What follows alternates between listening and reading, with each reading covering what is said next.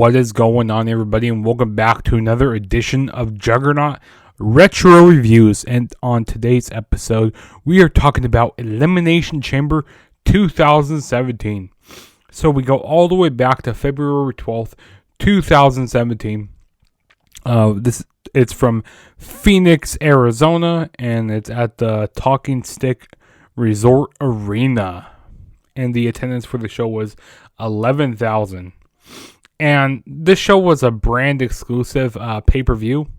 This was a show for SmackDown because, back in 2016, they brought back the brand split and all that, and they made exclusive pay-per-view. So, every other month was, one month was Raw, and next month was SmackDown. So, yeah, this was a SmackDown pay-per-view, which, the month before was both Raw and SmackDown because it was the Royal Rumble, back in 2017. So, and then in March, it was Fastlane, which it was a Raw pay-per-view. But, yeah, so this was a SmackDown exclusive pay-per-view.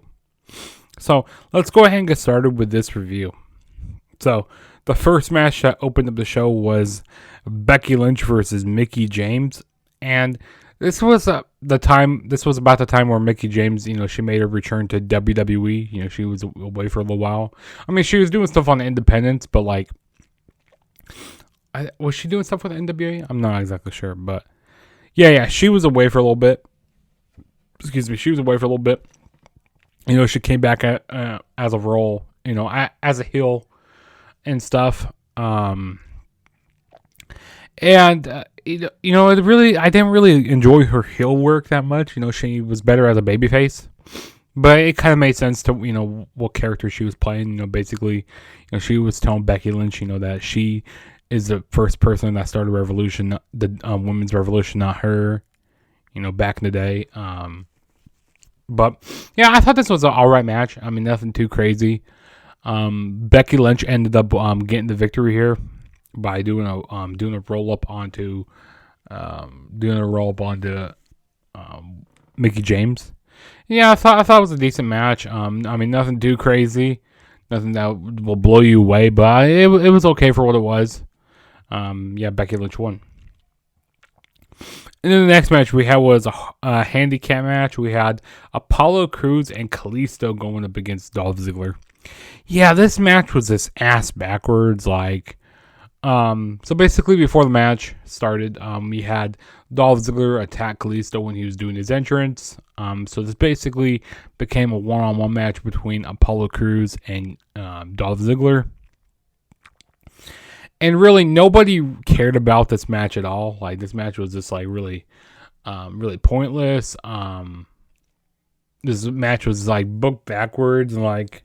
See, you know what made more sense? It would have made more sense to make, have two heels going up against, for a handicap match. To have the odds stacked against the face. But yeah, I mean, we eventually had Kalisto come out to the ring, cause some distraction, tag in, get a few moves in. But ultimately, Apollo Crews will hit his finisher, that power bomb he does, or that spin out power bomb he does, and Kalisto and Apollo Crews won. And then after the match, Dolph Ziggler would end up attacking both of them and laying them both out. So, I mean, ultimately the faces won, but the heel got advantage. So really, nobody really got over here, to be honest. Nobody cared about this, and they were continuing this feud for quite a while. They were just doing the same thing over and over again on SmackDown. Dolph Ziggler would constantly do the same thing, attack him backstage, attack him during matches and stuff. So I mean, this just went nowhere. This was a pointless match. Yeah, it went nowhere. So, but Apollo Crews and Kalisto won the match. And then the next match we had was a tag team turmoil for the SmackDown Tag Team Championships. So the teams that we had in this match were Breezango, the Vaudevillains, Heath Slater and Rhino, the Usos, the Ascension, and the Tag Team Champions, the American Alpha. So the match started off with Breezango going up against Heath Slater and Rhino. And the crowd, they were really behind Heath Slater and Rhino. Which, they're a couple months, removed from their tag team championship run. But they were still behind. Even though they were still loved by a lot of the fans, even though they were kind of a jobber tag team. But they ended up eliminating Breezango. Rhino hit a spear onto it was Fandango, so they got rid of them there. And then the next team that came out was the Vaudevillains. Heath Slater and Rhino got rid of them. I'm pretty sure Heath hit his finisher. I can't remember what his finisher called. What's it called? I don't remember exactly. The Wake Up or something like that. I'm not sure. But yeah, so the Vaudevillains got eliminated by Heath Slater and Rhino. And then the Usos came out. Which the Usos, they were looking really good. Also, Jimmy Uso, he was looking really big in this match. Like, not like big, like fat big, but like he was just looking like big and buff. Like, I don't know what he was doing something different back in 2017, but he was looking huge. But the Usos ended up eliminating Heath Slater and Rhino. And then we had American Alpha come out. I don't remember exactly how American Alpha won, but they did end up winning. And after a result of this match, we had the Usos attack American Alpha. They were pissed, So the heels, beat down American Alpha. And so they beat them down for a little bit. And then finally, the last team came out, the Ascension. Which the Ascension, they were basically jobbers. They didn't really do much with the Ascension. So people were going, oh, maybe they might do something with Ascension here. Maybe they might, get a win here. But in the end, American Alpha did end up retaining the titles when they hit Grand Amplitude on Victor of the Ascension.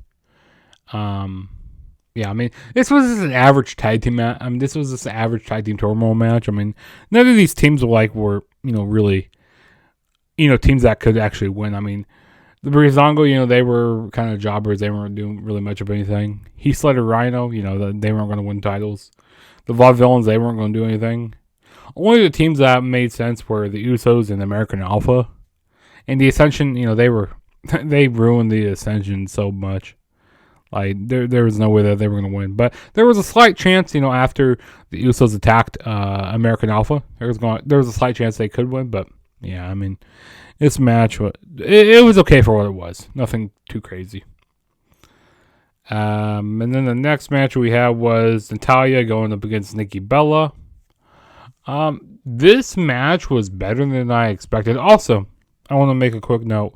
There were 3 women's matches on this pay-per-view, which I think that's the first time ever we had 3 matches on a WWE pay-per-view up to this point back in 2017. So that's really cool. Yeah, but we had Natalya and Nikki Bella, which this match looks better. This match was actually better than it was, sounds on paper. And it didn't revolve around the title. And, they actually made a story that made sense, with the promos that they were doing. And, Nikki Bella kind of roasting. Natalya roasting Nikki Bella, basically saying after Cena wakes up, after she says after Cena realizes, he's going to leave you. Basically, they were calling each other out, roasting each other on, doing promos against each other, and attacking each other backstage, attacking each other on the entrance ramp, during the aisleways, so they were just doing quite a bit of stuff, throughout this, feud. But ultimately, this match will end up in a double countout, yeah, later on the night, we would see him still, kind of brawling. I think it was after the Luke Harper and Randy Orton match, we would see them continue brawling. And that's when they would run into... Nikki Bella would get shoved into... Maurice backstage, and that would kind of plant the seeds for John Cena and Nikki Bella going up against The Miz and Maurice at WrestleMania. So I kind of planted the seeds there. But yeah, this was a better match than what I expected it to be. And then the next match we had was Randy Orton going up against Luke Harper. So basically, this was, I completely forgot that Randy Orton was a part of the Wyatt family. I really wasn't, as big into wrestling at this point. Back in 2017, I really wasn't watching on a week-to-week basis. And I completely forgot that Orton was a part of the Wyatt family. And, basically Luke Harper, he was kind of like on the outside looking in with like the Wyatt family and all of that. He didn't really trust Randy Orton. And even though, Bray Wyatt could trust Orton, like proven many times that Bray Wyatt could trust him, but Luke Harper wasn't able to trust him. He thought that he was a snake and he needed to cut the head off the snake here. But this was a pretty decent match. I mean, both guys worked very well together. And RIP to Brody Lee or John Huber. RIP to him. It's unfortunate that he never got like a huge run in WWE because like all the fans knew that John Huber or Brody Lee or Luke Harper was a great wrestler, but he never got his chances to show it. Like, it says WWE didn't see the big star in Luke Harper. I mean, he played a great character and stuff, but I mean, yeah, this was a good match. They both were, doing a lot of counters to each other's moves. They worked very well together, and the crowd was, pretty decent behind this. Towards the end of the match, Luke Harper, he was getting ready to go for his patented clothesline, but Randy Orton reverses it and hits an RKO out of nowhere to win the match. I didn't think that Randy Orton needed to win the match, since they already won the Rumble. Let Luke Harper win here, and maybe they would have made a triple threat match at WrestleMania 33, because that match between Bray Wyatt and Randy Orton at Mania was not that great. It was not the greatest match, so maybe they should have made it a triple threat. But it was a solid match for what it was. And then the next match we had was the WWE SmackDown Women's Championship match. We had Naomi going up against the champion Alexa Bliss. And this was a good match, for the short amount of time that they had here. They only got like 8 minutes in this match to work, but they did pretty good. A very shocking type of win, I actually kind of remember this a little bit. I remember Naomi winning at this pay-per-view. Got like, wait, what? Naomi won here? And this was her first ever, major championship in WWE. This was her first championship at this point, so that was nice. In my opinion, they should have saved it, for WrestleMania. Have her get her big moment at Mania. Because, she is from, Orlando. She wanted to carry it into her, hometown and stuff. But yeah, this was a solid match. She ended up hitting her split-legged moonsault to become the new SmackDown Women's Champion. But, ultimately, Naomi, she would get stripped of her title or something happened before Mania. But then she would ultimately get it back. So, she still had her big WrestleMania moment. But yeah, it was solid here. I enjoyed it. It was a solid match here. And then the next match we had was the main event for the WWE Championship. We had the Elimination Chamber match. So, the comparisons match we had were AJ Styles, John Cena, which was the WWE Champion, The Miz, Dean Ambrose, Baron Corbin, and Bray Wyatt.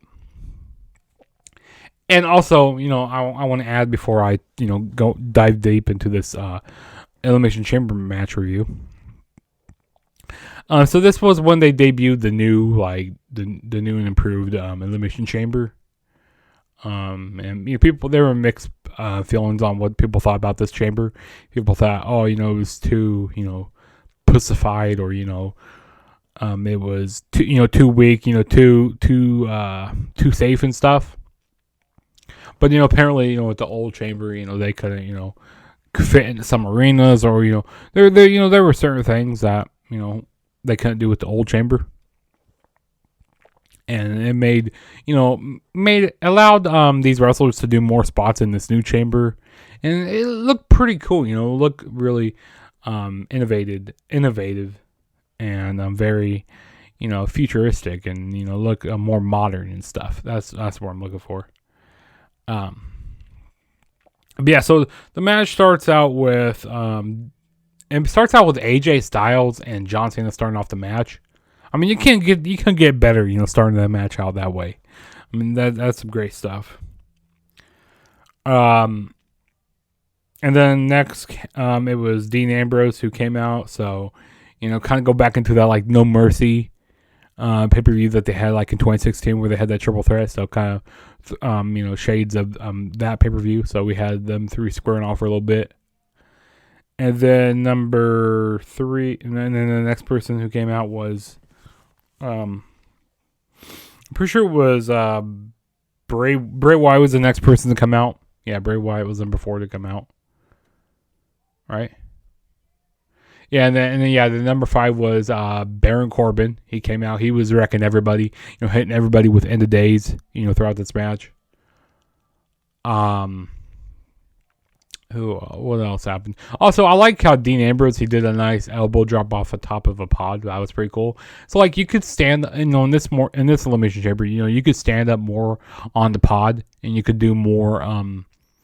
You have the more capability of doing more spots in this chamber. So I like that, but it still looked like it, hurt, taking bumps and stuff. And it was kind of cool seeing Cena and AJ Styles, and they were climbing on the cage and stuff, climbing around. And Cena took a nasty bump off of the cage, falling off the cage and stuff. So that was a pretty cool spot. But yeah, I mean, Baron Corbin, he was just wrecking everybody in this match. And then finally, The Miz was the last person to come out of the cage. And The Miz goes like, oh shit, he's fucked. And so he was kind of standing in the cage for a little bit, or standing inside his pod for a little bit. But then Dean Ambrose rolled up Baron Corbin, and Baron Corbin was the first person to get eliminated. And then after that, you had Baron Corbin just attack. You had him attack Dean Ambrose, and just let him out. Because Baron Corbin was pissed that he got eliminated. And then The Miz finally stepped out of his pod, and he just pinned The Miz pinned Dean Ambrose, a broken down Dean Ambrose who got beat up. And then the next person to get eliminated was The Miz. He got eliminated by John Cena with the AA. Kind of still planting the seeds to WrestleMania. The mixed tag team match. And then the next person to get eliminated was John Cena, which was a very shocking elimination. Bray Wyatt hit the Sister Abigail onto Cena, and 1, 2, 3. Bray Wyatt beat him clean as a sheet. Like he, I wish that would have happened back in 2014, WrestleMania, but fortunately that didn't happen. And so Bray Wyatt, eliminated Cena. Like I thought it was, eventually going to come down to Cena and Wyatt at the end, but no, it actually came down to AJ Styles and Bray Wyatt, which was really good. They were doing a lot of back and forth counters, to their finishers and stuff. Hitting their finishers, kicking out. They were just doing some pretty decent stuff. But then ultimately, AJ Styles was going for the phenomenal forearm, and then Bray Wyatt caught him into a Sister Abigail. And Bray Wyatt hit the Sister Abigail for 1, 2, 3. So the winner of the match and new WWE champion was Bray Wyatt. So this was kind of a predictable Elimination Chamber match because with Randy Orton winning the Chamber, kind of predicted that that we had Bray Wyatt and Orton at WrestleMania, which, like I said, wasn't a very good match at Mania 33. I'm pretty sure they have a match at 37 as well, which Alexa Bliss was involved in. That was terrible. Also, that was when Bray Wyatt was the Fiend, though. But yeah, and the terrible booking, like the terrible storyline that Bray Wyatt and Randy Orton had was just terrible. And I remember bits and pieces of it, but yeah, it was just terrible, the build that they had for this for WrestleMania. But yeah, Bray Wyatt ended up winning here. Big moment for him. First time winning the WWE Championship. Awesome moment for Bray. But yeah, that was my Elimination Chamber 2017 review. Some videos that coming up this week are, so I'm going to be doing my 2018 review, probably tomorrow, maybe. I might be doing that with Leo. We'll see about that. Also, this Saturday, we have is Elimination Chamber 2023, so I'm going to be doing a prediction video for that sometime this week. And as well as I got a few more retro Elimination Chamber pay-per-views to review, so stay tuned for that. As well as I'm going to be doing some other reviews later on this week. But yeah, if this is your first time ever checking out my channel, hit that subscribe button. That really helped me out a lot. Also, hit the like button. Also, turn on the notification bell to be notified every time I make a new video. And also, go down in the comments. Let me know what videos or reviews that you want to see. You know, if you want to see some different reviews, which eventually here I'm going to be doing some WrestleMania reviews, which I'll tell you which WrestleManias I'm going to be reviewing. I'm going to try to knock those out, you know, maybe towards the end of February here. So stay tuned for that. But yeah, this is your boy Juggernaut saying peace out, and I will catch you guys in my next video whenever that may be.